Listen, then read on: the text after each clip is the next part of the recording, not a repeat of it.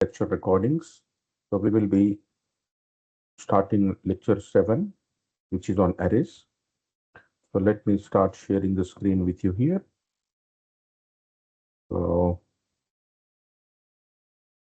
this is chapter number 7 that we are going to have on the topic of arrays. So as we discussed in our last class, it is in continuation with that. So I will repeat the lecture again so that the people who have missed it, they can have a look into it again. So as you can see that an array is a collection of values of the same data type. So the values are of the same data type here. It means that if an array is there of integer type, so that all the values will be integer of type. So if, for example, you are having a different string values, then you will be having the different string values over there. So it can contain the values are of same type, and it can be any number of values. So the array size can be any number of values that you can store. Length of an array is set when the array is declared. So in the starting, you need to declare the length of an array. So and sometimes you need to give the size of array size of, say, for example, 10, 20, whatever it is. And sometimes you leave it as blank also. So it depends upon the type of program that you are working on. Size is fixed once the array is declared. So now, for example, if you are declaring an array means directly you are giving the values in the declaration itself. So in that case, whatever the value that you give with the array, it will be fixed. So it is going to be static, which are not going to change. Now, array elements, every value is called as an element. So if you see here, this is an array. So currently we don't have any value, but if I write any value over here, so say for example, if I'm talking about any value here, 3, 7, 9, 25, 20, 6, 30. So you are having here some values, and these are the values in an elements of an index that you are having. So remember that index must be an integer. So you can see that always the index starts from 0, and the indexes are all going to be integers. And index always starts at 0. So that's where. And indexes are always 1 less than the number of elements. So say, for example, here the number of elements that we have is 10. So if you start from here, the values 1, 2, 3, 4, 5, 6. So you count on 10. But the index, as it is starting from 0, it will be 1 less. So that is where the index starts from 0 to 9. So array data types. Array may contain any data types such as primitive, predefined, such as strings, and programmer defined. So as I told you, the primitive, it can be a string. So the data type that you are storing in that. And also you can say that predefined objects such as strings. So you are having some strings that you want to store as an arrays. So that is predefined. And there are some of that which we call it as programmer defined objects. So in the later classes, we will see about how we can use a class to declare and how that classes can be used, and you can create as an object. Say, for example, I am declaring a class called as student. So how many students objects that you want to create for that particular class? So you can use it as an array. Say, for example, bank account. So you are creating a class for a bank account. So how many number of bank accounts you can have? So that are the number of objects that you want to create. So that's where those objects can be used as an array. Now, whenever you are declaring an array, there are three different parts that need to be declared. So that is declaring, you need to declare the data type, you need to write what is the variable name and the array size. So we are talking here about the declaring. So what type of data type it is, and also it should have a name and it should give you as an array size. So for example, here you can see an array declaration can be done in 1 or 2 lines. So you can do array declaration in 1 or 2 lines. If I'm talking about two lines in the first case. So you can see here that the array declaration is done in two lines. So as we saw in the previous slide, that we need to have a data type and we need to have a variable name, and also we need to give the size. So when you give the size is given in the second line here. So the variable name is equal to new of data type of size. So I don't want to do the same thing in two lines. I can even do it in one line. So same thing, data type, variable name, it will go here. Instead of writing again the variable name in the second line, we just put is equal to new of data type of size. So just combine these two lines into one. It's all the same. So data type, variable name is equal to, you put the is equal to a new data type. So you want to write a program to store each type of flower in a bouquet. So you want to store each type of flowers in a bouquet. So the code segment below are identical ways to declare. So you can declare in two ways. So what I am doing, I am declaring a string because the strings will be having the names of the flowers, and that is without any size here, my bouquet, and that my bouquet as an object, you can have new of string of 6. So that is where we are giving the size. So this is here the size, this is the data type, and this is the object that you are going to use it for. So if I want to do it in one line, you can say a string, same thing, my bouquet is equal to new of string of size. So the size of the array is 6 elements, one for each flower. So here the 6 talks about the elements of how many type. An array name is the name and the data type that stores the type of flowers. So that is how the declaration of an array takes place. Now the question was identify the three components of an array declaration for each of these arrays of primitive data types.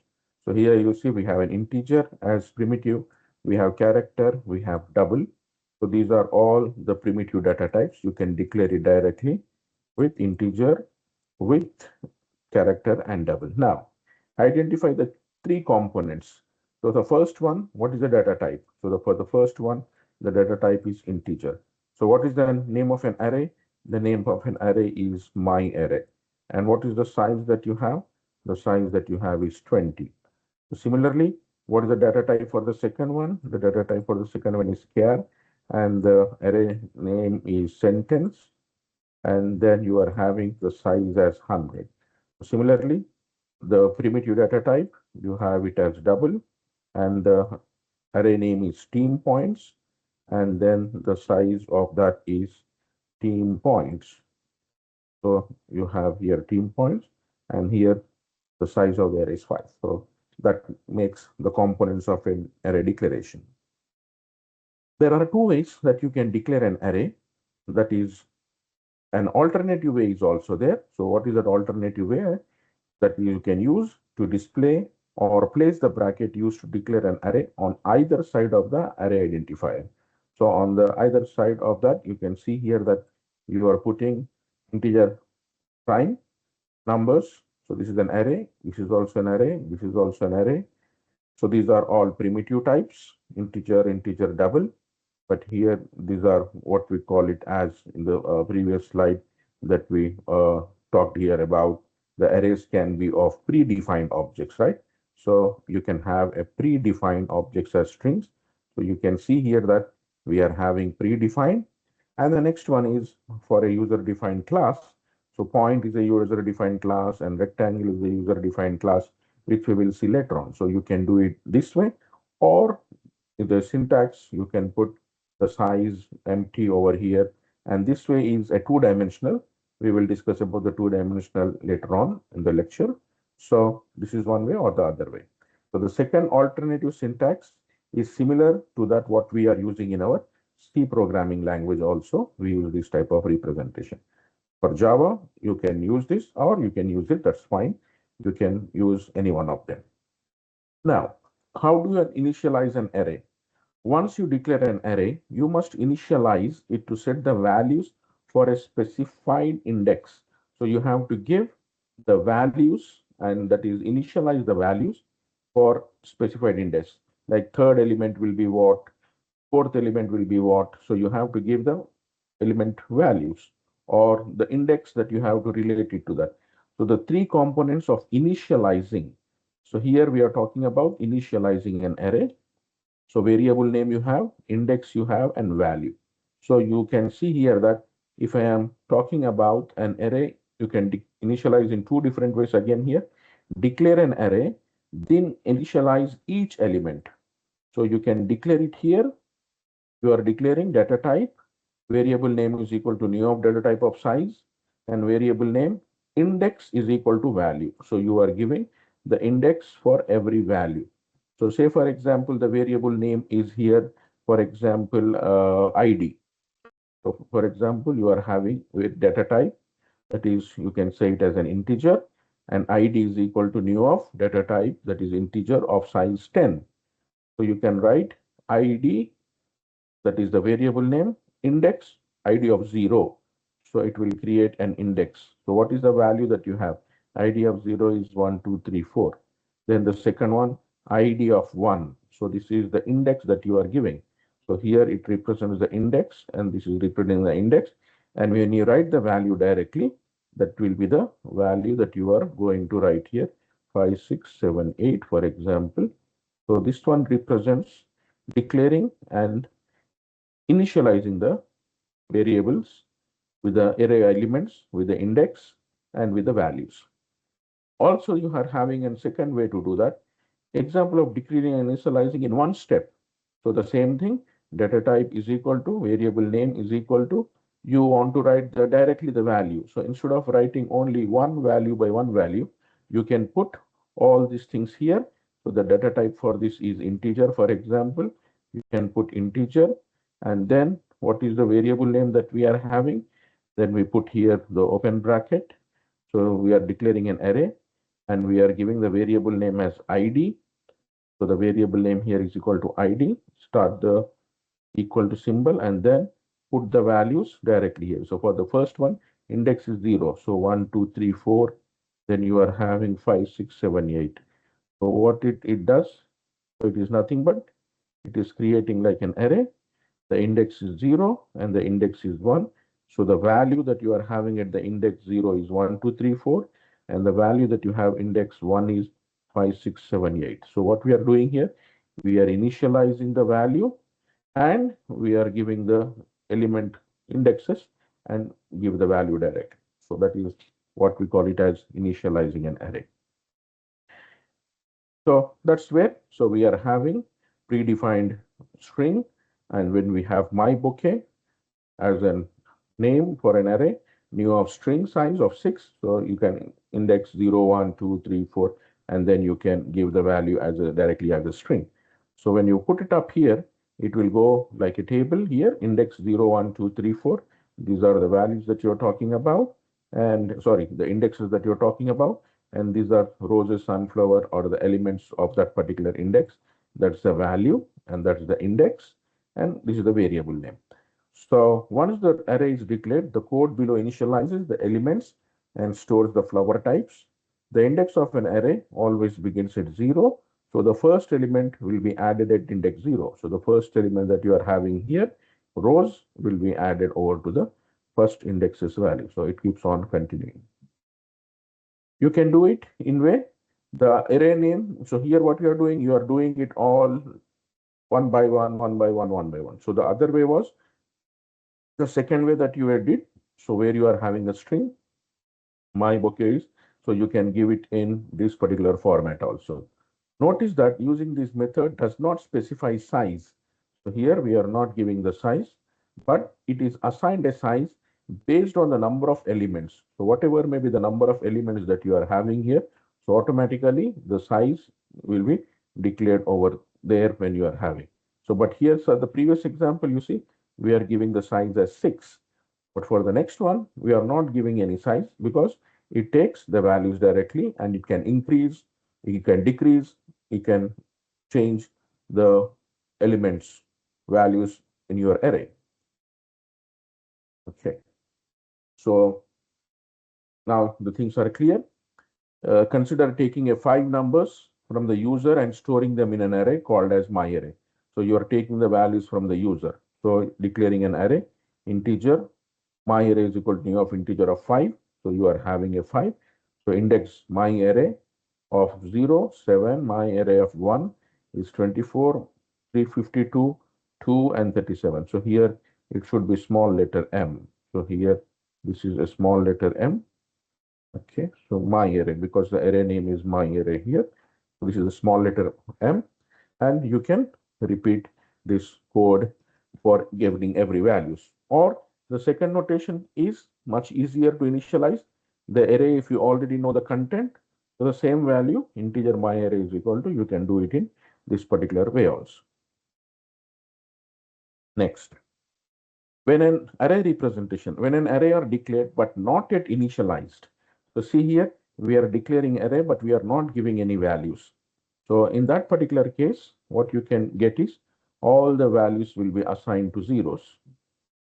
For example, the default for numeric data type is all such as integer is 0. So if you are declaring an array as an integer here, always the values will be zeros. The default for objects such as string type is null. So for example, instead of integer, if I am making here as a string, so when you are talking about the string, and the string is also my array, for example, and new of string of 5. So if I get to the index, then from 0 to 1, the indexes from here it is 0, 1, 2, 3, 4, but it is a string value now. So when it is string value, the numeric or the default type will be null. So for null, for the string type, it's going to be null. Null means no value. No, it's not 0, but nothing as a string value. So once you begin to initialize elements, the array is updated. So once you add any elements with the new values, it will be updated. So for example, before you had nothing, but later on you try to change it. My array of 0, my array of 0 is equal to 32, my array of 3 is 27. So what we are doing here, you are changing the values. So you have 32 at the index of 0 and 27 at the index of 3. So the values are changed and the other values remains the same. Now, that was for the primitive type and also the other one was for the string and those values. But now we will talk about the different object types. So now arrays are not restricted to storing primitive data types. They can be used for object types, including the types you define. So in my programming, I may need to declare my own class and then create an object for that.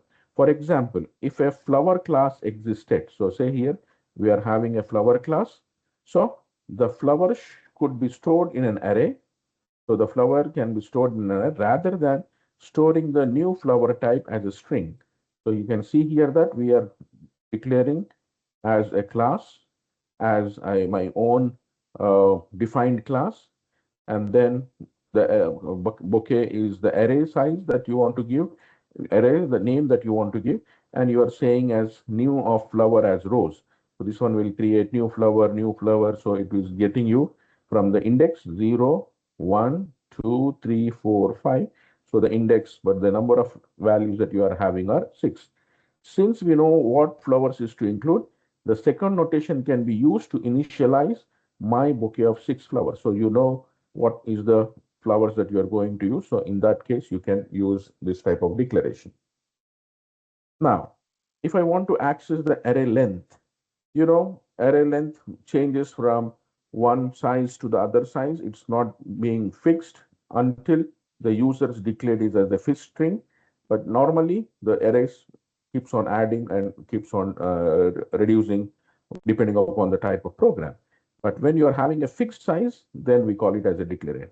With each declaration of an array, you must define a size or length of an array. So whenever you declare an array, you should define the size or the length of an array. That's where you make the size.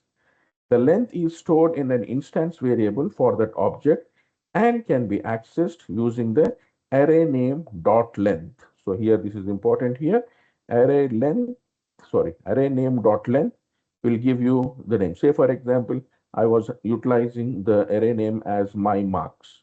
So my marks that you are having, and then you can write here dot, and then you can write here length. So what it will do is it will return you the my marks length, how many values you have. So this technique is useful in the following example. Establish an array with a size based on user input. So the length can increase or decrease. So it is depending upon the user input. Enter a segment of code where the user's input is no longer in scope. So if the code that you are entering is no longer within that values, then which will go beyond. You would need to access the instance variable length for that array. So you have to always get the length because you want to see that you have reached the end limit or not. In short, ARR is the array name, for example, like what I did here for my marks. Dot length, it will return the length of an array, which is the name of the array is ARR. But in our case, what we were the example that we were doing about, we were having an array name as my marks, and I want the length of it. So I just put array, sorry, my marks dot length. It will get you the length directly. Now, the next part is iterating through a loop, so through an array.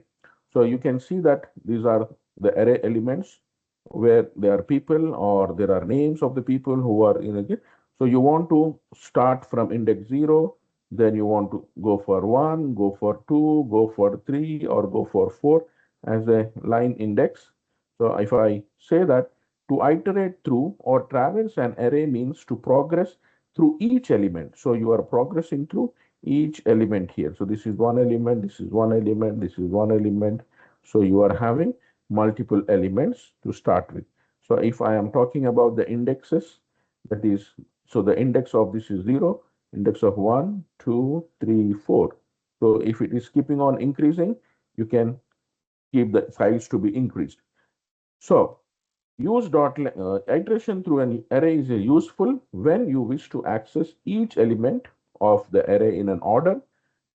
You wish to initialize the elements of an order of an array as all the same values. Maybe, for example, you want all the array values to be same. So you do that one by taking one array and maybe you want to multiply it or divide it, whatever the things that you are doing, it is going to be the same. Use dot length when iterating rather than integer value entered when declaring the array. So always use dot length when you are going in the loop from one place to another place. This will ensure that you do not receive an index out of bound error. So by doing this, you will not get an error. Why? Because if you know that the size is there, we can easily say that the values are existing. But if the size is not known and you are trying to access the element which is not there, say for example, I want to access the index of 5, but there is no 5 element here. So it will give me an error which is called as index out of bound error because it is not within the bound that you are trying to error. And this one is called as exceptional handling. This we will learn later on. And there are different type of exceptional handlings in the advanced course that you are going to do in this semester. We will discuss about it as index out of bound error. Now, when do you say that the iteration is helpful? So the iteration is helpful if you wish to print all the type of flowers stored in my bucket area. So you want to print all those. This is my string, size is not given. So the size will take according to the number of elements here that you are having. And the array name is my bouquet, rose, and all those things. Now, use a for loop to iterate through this array. So if I want to start from index 0, I have to go to the end of the array length. So this is how you write a for loop. For index is the variable name for integer, where it starts from 0 until my bouquet dot length. So as I told you, the array name dot length will give you the array length, and you want to start from 0, 1, 2, and all. So every time what it is to do, it has to print out system.out.println my bouquet index of 0. So this is at index of 0, it will print rows, and then I will become 1. So now my bouquet of 1 will become sunflower, it becomes daisy. So one by one until that reaches of an array up to the last array element, which is Lily, and the program will stop. Now, in Java, we have an for loop for each loop that is called as for each loop. An alternative to use initialize counter to iterate through an array. So how you do that? When used to access the elements of an array, for each loop works the same way as for loop. So for each loop works as same as a for loop. So if we replace the for loop code from our previous example with the following we get the same results. So now see the difference here. For string is the type, and my flower is the name of an array, and my bouquet is the name of the what you called as array. And here you are talking about my flower as an object that you are using for that particular class. So system.out.println my flower, like you can see here from the my bouquet, the type of things that you are having here, it's taking as my bouquet, index of 0 and all those things. So it will keep on getting the values from my flower and generates the output. Each and every one of the statement is printed here. Next. Now, both implementation of the code will display the information about the array elements. So see here, how are you declaring an array? Public static, string, size with a my bouquet. So you have 6 elements. Now you start from the index 0 up to the length of that index. You are saying my bouquet dot length, and every time it has to print system.out.println my bouquet of index. So it will print you in a line all these rose, sunflower, daisy, and all these things will be printed as an output in one by one line. For the second one, for string my flower, so this is again from the my flower, my bouquet. So you are taking my bouquet as this object, and the string variable that you are going to use is my flower, and one by one it extracts the system.out.println my flower. So my flower, my bouquet. So it starts from printing the rose, sunflower, and all those things. Get the value, and it will take the string value, and it will keep on printing it. So that is what we are having for the second way of doing it. Next. The next topic is about a two-dimensional array. So a two-dimensional array is called as an array of arrays. So from the name, it is clear that array, you are having array, and for that array, you are having array, one more array. So this is array, and this is for this array, you are having an array, one more thing. The number of array content within the array is defined upon declaration. So whatever may be the size that you are having here, 5, 6, or whatever the size, you can define it, or you can directly give the values with an initialization. So the number of items in each internal array is also defined upon declaration. So see here, for example, here I am having integer two-dimensional array. The array name is num, and here this is one array, and this is another array values. So what it is doing, it is like 2 rows. So this is 14, 51, and 16, and the other one is 12, 73, and 87. So this is what we are having. These are the data type is integer, and the array name is nums. And what are the values that we are having for the first row? It is, this is first row, and this is second row. So what it is doing, it is nothing but it is actually integer 2 of 2. So 2 rows and 2 columns. So here, sorry, 2 rows and 3 columns. So this is 2 rows. The first one is 2 rows. We call it as rows. And then these are 1, 2, 3. So these are columns. So this is the column. The second value is always columns, and the first value is always rows. Yeah. So when you are declaring a two-dimensional arrays, the components of two-dimensional arrays are, you are having a data type, variable name, and array size, same like what we did previously. So you are having a data type because it's a two-dimensional.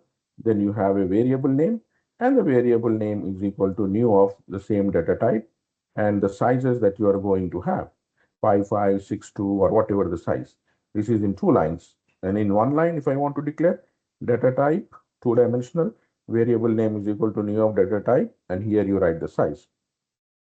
So these are two examples if I am doing in two lines or if I want to do it in one line. So now what I am doing here, I am creating an integer data type array, and the variable name for this is my array.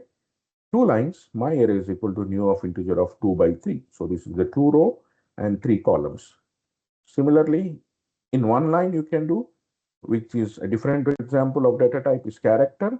It is also a two-dimensional where you are having sentences as a variable name and the new of the same data type that are going to use, and you have the size of 10 and 10. So it will create two different arrays for two dimensions. So how do you declare a two-dimensional arrays? When declaring a two-dimensional arrays, the number in the first set of bracket 2 is the number of arrays, that is what is called as rows. And the second one, what I told you, is called as the columns.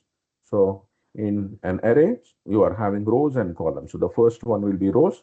So say, for example, I am having integer in a class of, say, for example, I am having here 3 subjects. And in my class, there are totally 10 students. So this is 3 subjects. So 1, 2, 3 subjects, but I am having 10 students. So how to make that one? Either you can make 3 by 10. So this is 3 rows. So you are having English, you are having maths, you are having science, English, math, science. So 3 subjects. But how many number of students we have? 1, 2, 3, 4, 5, 6, 7, 8. So you can say the number here and you can enter the marks here for the different, or you can make it as another way also. So here you can make it as students. You are having 10 rows of students, and then you are having 3 subjects for the marks: English, maths, and science. So what are his marks in English, maths, and science? You can just get for this particular student. Maybe for another student, what are his subjects marks? You can directly get it from here. So either way you can do, but you need to have the number of rows and the number of columns that you are going to define. So another way to declare an array looks like this. So you don't want to have the value, you want to have it as a fixed. So if it is my array, it is by default integer value. So it is 0, 0, 0 you want to give. So you are giving specifically here. So it will take 0, 0, 0 as one row and the other row as 0, 0, 0. So this is 2 rows and 3 columns. So the array will be declared as 2 by 3. Yeah. So now another example, your friend bought you 3 of the each type of flowers, and each of these 3 flowers are different colors. So three type of 3 flowers are different colors. So you have 3 flowers, that is, and they have different colors for that. So if, as I mentioned to you here, how this rows and columns are. Now, how do I initialize the two-dimensional arrays? So two-dimensional arrays, just like single-dimensional arrays, can be utilized using the 2 different methods. So I start with a class, public static void main. I want the user to enter system.in. So I am declaring a variable of an array, nums, and new of integer of, you are having here 3 rows and 2 columns. So now I have to get from the user. So this is only scanner, and I want all the values to be read as is num, and the num is a 3 by 2. So this is 3 rows, 1, 2, 3. So you are having 3 rows and 2 columns. So this is column number 1 and column number 2. So we have here, this is row, this is row, and this is row, and this is a column, and this is a column. So first, we'll start with row. So this is I is equal to 0. I is less than numbers dot length I plus plus. So we start from the row directly here. So from the 0 up to the length we want, and every time we want to go to the j also for the column. So the j value is for the column that we are having here, row, 3 rows, and for the first row, that is 0. So you start with the 0 index, right? So 0 index, we go to the length and ask the user for entering the value for every value. So whenever, so for the 0 row, 0 column, so this is 0 row and this is 0 column, and this is 0 row and column number 1. This is row number 1 and the column number 0. row number 1 and the column number 1, row number 2 and the column number 0, row number 2 and the column number is 1. So you can see here starting from 0 until the length, starting from j is equal to 0 for the first element, and it keeps on increasing. There is two loops over here where its internal loop and external loop will repeat this process, and every time number of 00, number of 01, number of 10, it will ask for a user to enter the integer, and you are reading the value from one by one. The other way is you can do it in declare the values directly from the line of code that you are writing. So you can say, instead of asking the user by using this particular method, you can directly declare an array and initialize those values 237, 15, 98, 2. So those values are declared. And the second way is also there, where you can give individual values 00, 01, 10, 11, 20, 21, like what we did here, that started from index of, this is a 3 row and this is a 2 column. So that's where the values can be declared and you can get those values. So this is for an example. So we are having those values to be taken as 3 rows. So 00, so this is 00, this is 01, this is 10, this is 11, this is 20, and this is 21. So how many rows we are having here? 3 rows, 1, 2, 3. And how many columns we have? 2. So this is the first column and this is the second column that we have here. So this one will go it like this. So 3 to the 6 values that we have. So now if I give 7, the value of 7 will go here, and the value of 24 will go here, 352 will go here, and here it will be 2. So that's how the values keeps on adding, and you can declare it in that particular order also. So here, when you are using an arrays, similarly, you are having string, which is a two-dimensional, where you are having, depending upon the value, so you have rows. For the first type rows, you have a different flowers, sunflower, daisy, dandelion, violet, and lily. So rose, red rose, peach, yellow, and then sunflower is yellow, sunflower white. So you are having different two-dimensional representation for this. So how do I access the data in a two-dimensional? So you have to go to that particular index. So you can see here that index starts from 0 for this one. This is 1, this is 2, this is 3, this is 4, and this is 5. This is index starting from 0. And for the columns, also the index starting from 0. And this one will be index starting from 1. And now here it is 1. So this value will be 1, 1. And here it is 2, right? This is row number 2 and the column number is 1. So this element will be 2, 1. So this one will be 3, 1. So here it is index 3 and this is 1, 3, 1. This is 4, this is 4, 0, and this one is 4, 1. Now what is this index that you are having? So this is in the row 3 and this is 0, 1, 2. So this is 0, 0, and then we are having 1, 2, 2, 1, 3, 1. So this one is what we are having. Sorry, this is 0, 1, 2, right? This is 2. So this is the 2. So this is 0, 2. This is 1, 2, and this is 2, 2, and this is 3, 2. So that is the traversing from the each and every array elements. So for example, to access the color of the roses in my bouquet, use the index of the rose array. So index of the rose array and the index of the first color. So you have to go and find out what type of flower you are looking for. So say for example, rose 1. So you're talking about rose 1 and that my bouquet of 0, 0. So it is going to be red. And this is accessing the first element. Now, review the previous array initialization. Just have a look into this. We are declaring an array where we are having 3 rows and we are having 3 columns. So this is a 3 row, 3 by 3. So this is, we'll get 3 by 3 matrix. Now, my bouquet is the name of an array. And here, system.out.println array of 0 and 1. So this is 0 and this is row 1, row 2, and this is column 0 and column 1. So now it is talking about 0 and 1.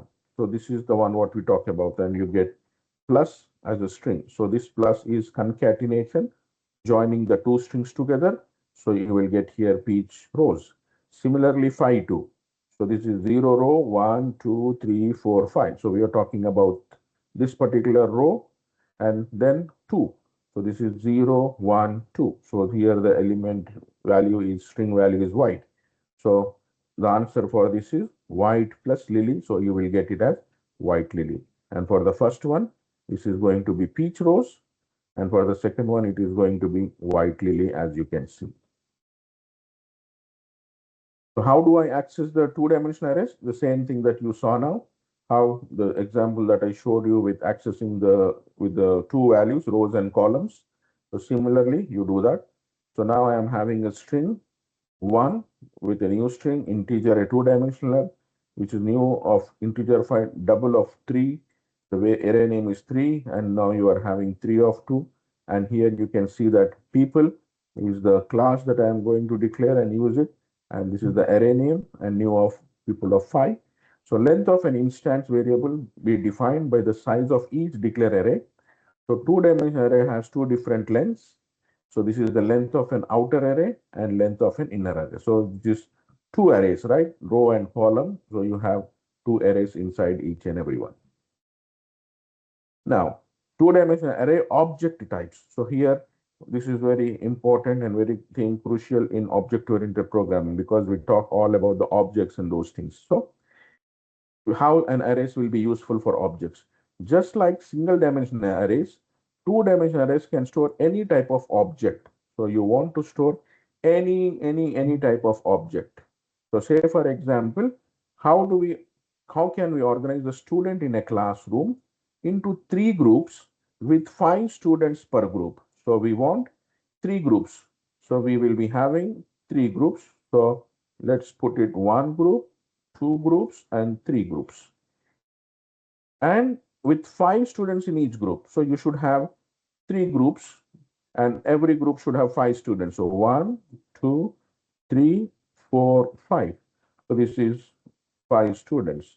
So now you are having three rows, and here this is one student, this is one student, this is one student, this is one student, and this is the fifth student. So we are having three groups, group number 1, group number 2, and group number 3, and every group has got students for 5. So the answer is declare a two-dimensional array that holds three arrays, like what I did, one for each group. Each array stores 5 students. So these are all the 5 students that you are having. So a class called student has been defined. So here these are objects which are defined. So we are having from a class which has a constructor that takes in the student's name first. So it has to get the constructor, which we will talk in the coming classes. What is a constructor, how to use it. So it will take the student's name first. So the following code declares the array that stores the group of students. So this is how you declare an array, and it will store the name of the stores groups of the students that we will be declaring on. Now, how do I place students in a two-dimensional array? So you can see that rows and columns are the ones what we call it as a two-dimensional arrays. So how do you perform this task? So there are 15 students in the group. How could you perform the following stuff containing names of 15 students? Iterate through each existing array, create a new student for each provided name, place each student in one of the three groups. So the previous example that I did, like you will take every student one by one and then you put them in the group. So here you can say it is 5. Here there are 4. We want to add one more. So here there are 3. We can add two more here, and here you can add 3 more, and here you can add 4 more into the person. So iterate through the existing and then you can keep on adding. So create a new student for each provided name. Place each student in one of the three groups. So here the example is starting from 0 until the group length. Here we are saying it as 5, and I plus plus, sorry, there are 15, right? So not the number of students are 15. We want to take up to 15. For each group, whatever may be the length that you are having, you keep on adding it to the students one by one, and create a new group for them. That's way to iterate to the each array and initialize each student as temp. Use a nested for loop, because first you have to go to the rows and then you have to go to the column. Then all this is completed from the column, then you come back to the loop. So then for one, and then this one also will become one, one, one, 1, 2, 1, 3, 1, 4. So this is internal loop, and this is an external loop for coming out. So the same thing that we did now, we are having a string of the student names. Now the student as a class that we created, and we want the new student for 3 or 5. So that is, we start the loop from 0 up to the length and keep on adding it. And whatever may be the name that you are having, that name is added to the particular group, where the group is from 1 to, and keep on adding it. And then until you are having the X value, because the students has to keep on 1 plus 1 plus 1 plus 1. So because taking the student and adding it to that. So you are having an inner loop and outer loop, just now as I explained to you the example. Now, the things that we are going to now look into is something which is called as an array list. This is a real world example where Java is object oriented, and this is where we use array list. In real life examples, objects often appear in groups. So there are groups, many groups together, many students together, many people together, many grades together, many banks accounts together, students marks together. So all these are groups. So a parking lots containing multiple cars is an example. Bank accounts containing multiple accounts, stores have multiple customers, and a student has multiple assignments.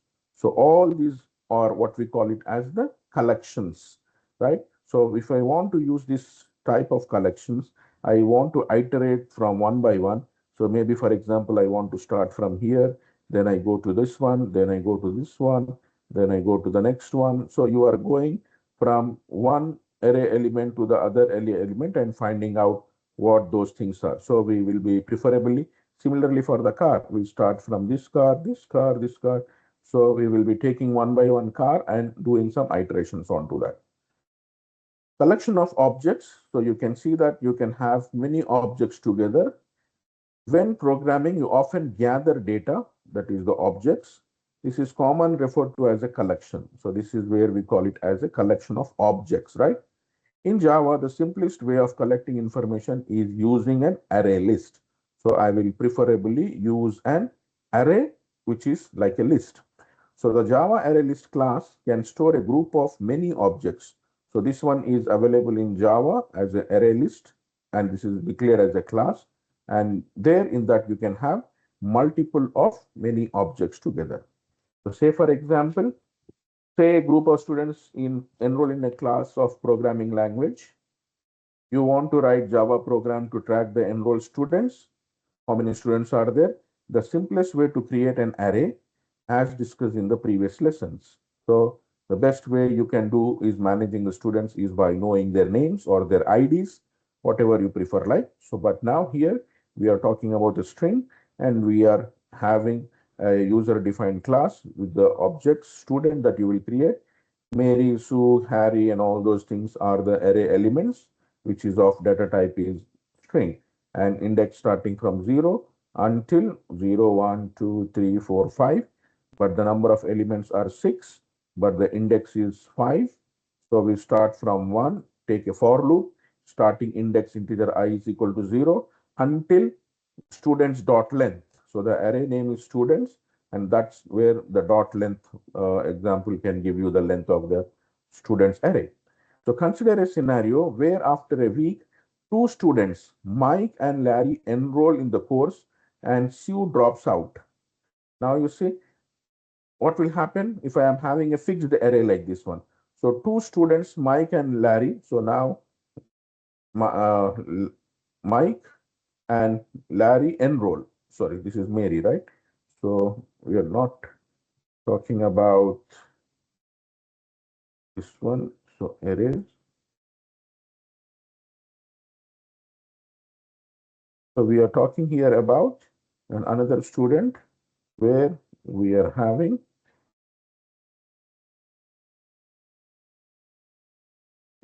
So where we are having Mike and Larry enrolled in the course.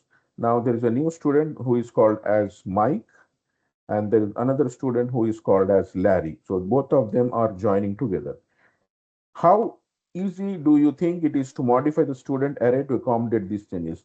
Do you think is it easy for me to accommodate this one until I go to the program and I go here, add Mike and Larry here.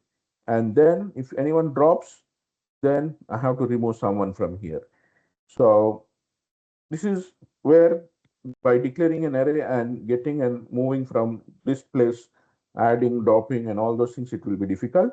So that's where the limitations is on the arrays. You see, that's where the limitation is. Their size is fixed. So here, sorry, the size is fixed. So if you add it, you have to increase the size. If you delete it, the size has to decrease. So you cannot be possible if I fix the array size of these particular values. So you have to create manual methods to manipulate their contents. For example, either you can use an insert method or delete method as array in an arrays for that particular array. So instead of that, we have a convenient way where we call it as array list class. Arrays are not the only way to store list of related data. So there is also Java provides a special utility called as array list. So we don't talk only about arrays, but we are also having an array list. So you keep on adding the list, it adds up. If you decreases, the list will decrease. So this array list class is available in Java, is part of the Java library, like you are having string class and math class, same way you are having a array list class. It can be used to store a list of objects. So you can store a list of objects that you want to add, have a set of useful methods managing it elements. So this array list, you can do a lot of management, like you can add. So when you add, it will be added. When you get, you can just get the information from the array. Remove, even if you can remove some of the array elements. So that list will keep on changing, and that's why we call it as a list. So in arrays, it will be of fixed size, but in list, you can add and you can delete and you can get the index. A lot of things can be done with an array list class. So how do I use an array list class? So for that, as I told you, you have to have an import statement, import java.util.arraylist. So the arrays can be brought in, and an array list can contain only objects, not primitives. So it is not having integer or string and all those things. So it will have directly related with the objects. It may contain an object type, including a type that you created by writing a class. So whatever the class that you created, you can use. For example, an array list can hold objects of types. So you can have string, where you can have person, where you can have car. So not as a primitives, but as a string you can, person you can, and car you can. So for example, how do you use an array and declare an array list? So you can see that it is available in java.util.arraylist. If you want to use array list, you have to import that in your program, which is available in Java. Now, public class array list example, public static void main. Now I am creating an array list, which is the name of that array list as states. And you may specify any objects types as parameters, specify that it contains only string objects. So it means that this array list is having only the string objects. You can specify an initial capacity, but it is not, it is mandatory, it is not mandatory. It is not mandatory to write the array elements as such. Size, initial capacity, that is the size, but it is not mandatory. You can leave it. So the important thing is you need to import the array list, and you can declare an array list as a string type and the name of that class that you want to create, the variable that you want to have, and you can get that one. So when you work with array list, you can have many examples. and you have to always work by using the index. So the array list always works with the index.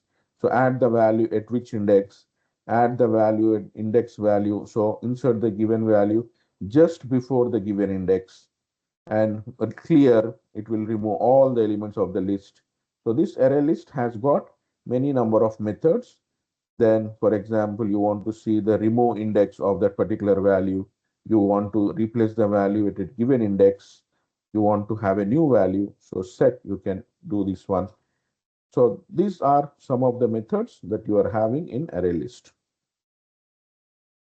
So working with an array list, for example, you are adding. So you see, we saw that we have different methods here: add, clear, index, get, remove. So based on that, we can have an array list as a list which is of strings and which is having the names as an array. Declare an array of strings. So now we are declaring an array of strings within 2 lines. Initialize the array list. So it is names is equal to new of array list with the 2 lines.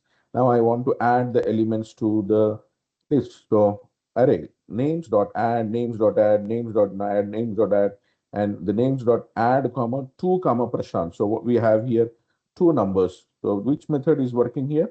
Add index and value. So it goes to the particular index 2 and the value that you are adding. So here we are going to the index 2 and adding it. So now you want to get the values. So now string str is equal to names dot get. So it will retrieve the value at index of 0. So that is get at 0. Now system dot out dot println, whatever may be the string that you are calling, that with the index, that number you give here, it will pass it on to str and the str will print out. Similarly, you want to remove the index 0, so the next index element will come up. You can add and you can remove it. And say, for example, you want to remove the names, or you want to remove the string as a name directly, so you can just get the output to be declared in that particular format. So what are the benefits of an array list? It is dynamic, right? So you can add and you can remove. So the list is dynamic. An array grows as you add elements, and also the array list can shrink as you remove the elements. So there are many different methods are available. As just now you saw some of them. You can add, retrieve, remove an elements from that. So you can use an enhanced for loop for arrays, for string, that is in the string, and this is the variable name that you are using, and the array list that I am going to use. So you can use this particular format also. So you can traverse an array in the following ways: for each loop using an iterator, and also you are having list iterator. So you can use using the list also. So in the earlier classes, you studied about for each loop. You can use for each loop to traverse with an array list, like the previous array list with a for loop. The variable I represents a particular name as you loop through the names array list. So this one is a particular variable that you are going to use to repeat from the travels from the array list. So see here, for example, travels and list. So you are having main method. You have an array list of the names. You are adding, and then you are having system.out.println. Now I want to get the output from, so this is a string of I, and then you are giving the names. So now I give it the names, all these arrays that you are having here given to the names. So not starting index or left index or whatever it is. I just say here string of I. So now the traversing or starting from the starting to the end. Now I just need system.out.println name is. So here I see I. So what is the index 0? So it will go to that and it will print you the Tom. The next one, the next one, the next one, until it goes to the end of the list. So there is no starting of the element, or there is no ending of the element that you are going to give. So this one will be directly giving the nodes in a way that the list starts keeping on increasing and the list keeps on getting decreased as the list moves on from one place to another place, and the list continues as such. So that is traversing from the list. And next you are having introducing another one, which is iterators. So in the list, you are having one more collections, which is as a part of a framework, which is called as an iterations, move from one place to the other place. So it enables traversing through all the elements in the list, starting from the start to the end. Now, does the list has this item has next? Next, remove. These are some of the methods which are available under iterator. So this iterator can be also be used as an for array list. So it is only used to travels forward. You must import java.util.iterator. So as you imported array list, iterator can also be used to use an iterator in your program. So to check whether it has or remove the next one or bring the next one. So here is an example. So you are creating iterator as a class, iterator of the string type, and this is an object, and this is the array list, and you want to do the iterations for that. So names.iterator, so it will while, so you studied while, that where until you are having has next. If there is some value, print it out. If not, just keep quiet. So system.out.println, name is iterate, iterate, iterate. So it will keep on taking the string value and it will get you the output in that format. Similarly, you are having one more iterator, which is called as a list iterator. So this one was normally an iterator to get to that values. But now we are having one more iterator, which is called as a list iterator. And even for that, you have to import java.util.list iterator. So list iterator is a member of the collection framework. Same way like an iterator, it is also part of the collections of the Java framework, allows you to traverse the array list in both directions. Now, it is not in one direction, it is in both directions. Does not contain the remove method. So in list iterator, you don't have the remove method. So here is an example. So this is the list iterator of string type, and the liter is the name. Names dot for the array, we want to go for names dot list the iterator. System dot out dot println traversing list forward. So now it is going forward. So now it has next. Yes, it has next. So keep on adding it, adding it, adding it, and printing it. So system dot out dot println, keep on adding it and display it. Now you want to go back, traversing list backwards. So the same litr iterator for the object litr, it has some previous. Go back and do the printing from the reverse. So you will get the output in the forward and in the backward. Now, one important thing is array list and primitives. An array list can store only objects, not primitives, like what I started told you in the starting. So it cannot be used for the primitives, like for integer or double or character type of things. So it cannot be initialized this one. But you can still use array list with primitive types by using special classes called as wrapper class. So you think that here I am using integer and here I am using integer and here I am using int. So int you cannot use, but integer can be used. Why?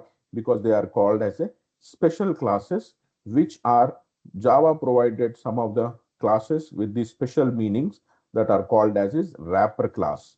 And these are coming under the primitive types. These classes encapsulate or wrap the primitive types within an object. So it is useful if I want to use this one as an integer class. So there are 8 wrapper class types corresponding to each primitive data type. So for each primitive data type, there are 8 of those. So you can see here that byte. So the wrapper type for the class is byte. For short, it is short. For int, it is integer. For long, so here the list corresponds directly to the wrapper class. If I want to use array list of something of that particular type for integers and those things, we need to import that wrapper class in your programs. Okay, so the last few things here, introducing auto boxing and unboxing. So Java has a feature called as auto boxing and unboxing. This feature performs automatic conversion of primitive data types to the wrapper class and vice versa. So that is to from the wrapper class to the data type, and from the data type to the previous class. There you can move from primitive to wrapper and wrapper to primitive. So that is called as auto boxing. And then from the lower level to the upper level unboxing. So the automatic conversion that the Java compiler makes between the primitive types and their corresponding objects is a wrapper class. So this is double score is equal to 18.58. So this is auto boxing of the primitive double value. So you see here we are using the capital letter double. So this one is you are saying double of score is equal to 18.58. So you can see that this double is a wrapper class that we want to use it as. So converting an object of a wrapper type, the corresponding primitive type. So if you want to convert that one into the wrapper class, unboxing of double object score to primitive. So here it is score and you have 18.58. You want to change it to a goal value that is declare as a goal. So you have to use is directly the score and make that variable to be unboxed using the wrapper type. So similarly, array list can also be done with that. Say for example, you can see here the public static void main. We are having an array list, and then we add for integer I is equal to 1, I is less than 50, I plus plus. So now you are taking the integer value to one of them. This is a normal integer value, but now you want to use unboxing. So you want to change with a for loop for integer I. So you can see here that we are using a wrapper class for integer of I, and then we are changing that I value directly to the numbers, and system.out.println we are getting those unboxings type of things. So this is arrays and the wrapper class. So you can follow all these things, and that's what we have to discuss for this present lecture on arrays. So in the next week, we will see more about this when we have to discuss array part 2. Okay. So until then, we will see again, and thank you and all the best for your midterm exam.